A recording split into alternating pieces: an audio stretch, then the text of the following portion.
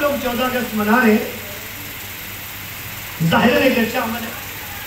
کیوں؟ اس لیے کیونکہ حب الوطن من الایمان، وطن کی محبت ایمان کا حصہ ہے. کیا ہے جی؟ ایمان کا حصہ. وطن کی محبت ایمان کا حصہ ہے، لیکن وطن سے محبت ہے، ان سے مودت ہے. وطن سے کیا ہے؟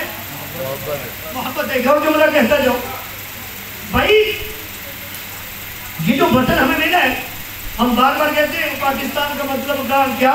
لا الہ لا الہ الا اللہ. الا اللہ. لیکن یہ لا الہ الا اللہ جنہوں نے بچایا ہے،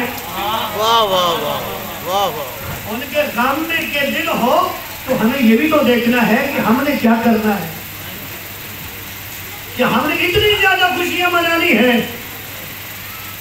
اس کا مطلب ہے ہم نے مودت کو سمجھا ہی نہیں.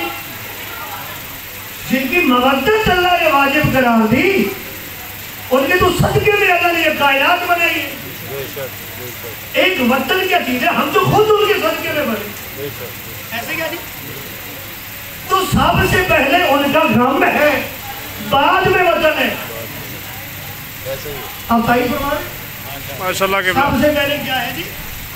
ان کا غم ہے، مودت ہے ان کی.